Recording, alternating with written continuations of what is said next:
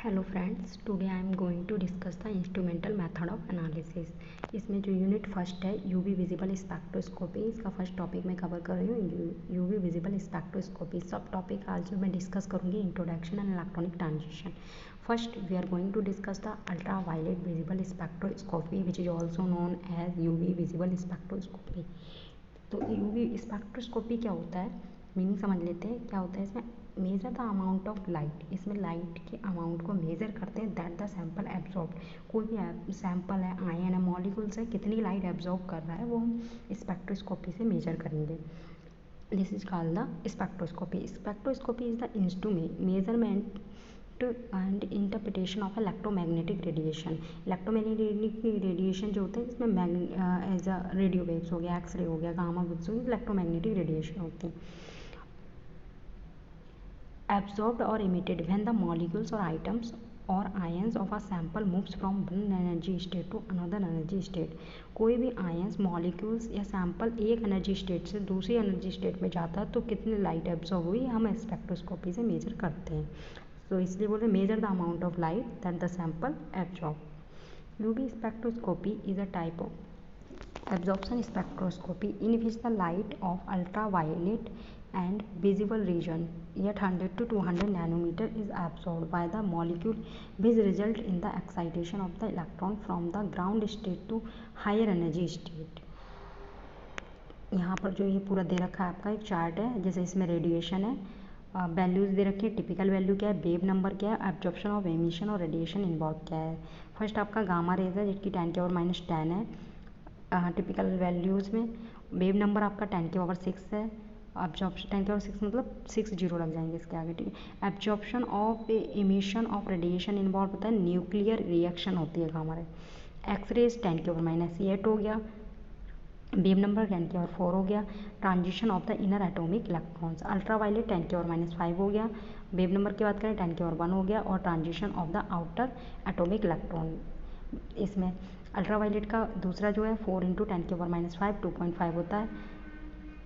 Visible में 10⁻8 8 × 10⁻5 1.25 electrons जो होता है पूरा।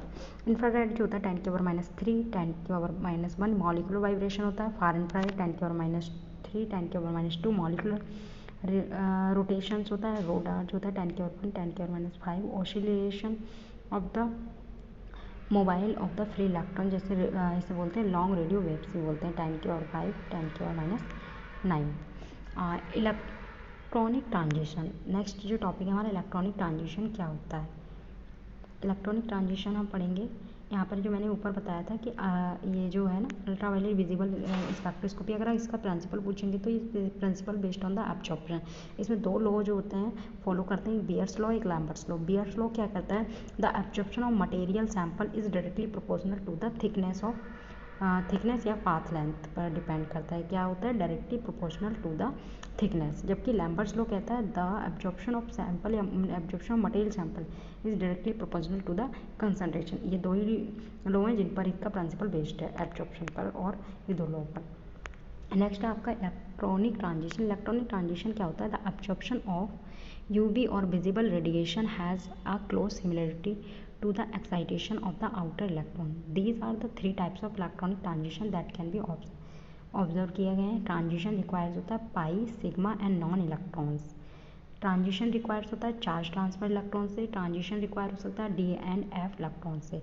When a species item molecules absorb energy, electrons are upgraded होता है from the resting ground state to an excited state. कोई भी अगर एब्जॉर्ब कर रहा है आइटम, मॉलिक्यूल्स, कोई भी आयंस हुआ, अगर एनर्जी को एब्जॉर्ब करेगा तो क्या होगा, अपग्रेडेड होगा, मतलब lower energy to higher energy state में जाएगा, मतलब एक्साइटेड स्टेट में पहुंच जाएगा, ground state. In a molecule the atom can spin the vibrate with the respect to the each other.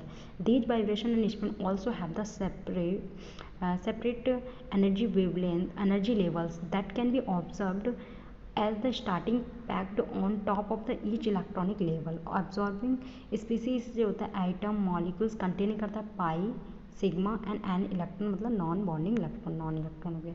Absorption of radiation UV visible and organic molecule in a confined to certain the functional group that is an item और group whose presence is responsible for the colour of compound. Chromophore का मतलब colour of compound that contains the lone pair electron of the low excitation energy these spectrum become complex when a molecule having the chromophore like property due to the superposition of the spinning of the vibration transition on the electronic transition result in a combination of crossing line. These appear as an uninterrupted absorption band. Conjugated system when the presence of the substituted pi bond increase the energy difference between the highest occupied molecular orbital and lowest unoccupied molecular orbital decrease the sample amount of energy is required for the electron transition that is resulting in an increase the lambda max. It can be used to compare the identify the similarity in the molecule. Possible electronic transition कौन कौन से नीचे देख लेते हैं हम. पाई sigma and non electrons होता है. लाइट सोर्स अगर कोई भी लाइट सोर्स हो ये कहीं से भी लाइट को पास करते हैं यूवी विजिबल स्पेक्ट्रोस्कोपी से जाता है. ट्रांजिशन इसकी अलग अलग टाइप की होती है. फर्स्ट जैसे ट्रांजिशन यहाँ पे दिखा रहे हैं सिग्मा एंटी बॉन्डिंग. दूसरा ट्रांजिशन इसमें दिख रहा होगा नॉन बॉन्डिंग और पाई एंटी बॉन्डिंग. थर्ड जो होता है पाई एंटी बॉन्डिंग होता है. फोर्थ जो होता है non bonding pi anti bonding.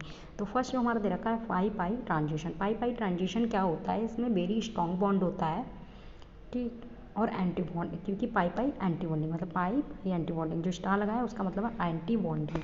An electron in a bonding sigma orbital is excited to the corresponding anti-bonding orbital but it required very high energy. For example, methane CH4 undergo the pi anti-bonding transition and give highest absorbance at the 125 nanometer that is not seen in between 200 to 700 nanometer UV visible spectra because it has only the sigma single bond between the carbon or hydrogen bond atoms.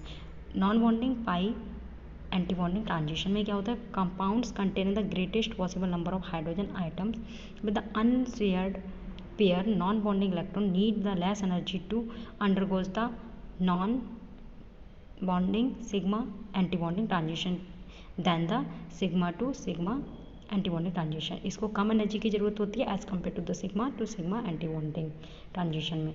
They can highest absorbance at the range of the 150 to 200 nanometer. The number of organic moiety when with the non-bonding pi anti-bonding peaks in the UV visible in small. Non-bonding pi anti-bonding pi anti-bonding transition. Generally, the absorption spectroscopy of organic molecule is based on the transition of pi non-bonding pi electron ground state to sigma pi bond anti-bonding excited state. Due to the absorption peak for these transition fall the 200 to 700 nanometer and experimentally non-bonding pi anti-bonding and pi anti-bonding transition require the double or triple bond or unsaturation in the molecule to give the pi electrons, and non-bonding pi anti-bonding transition have the quick or low molar absorptivity between the 10 to 100 liter per mole centimeter. Thank you so much. आज के लिए यही 2 topic. Next topic मैं next video में cover करूँगी.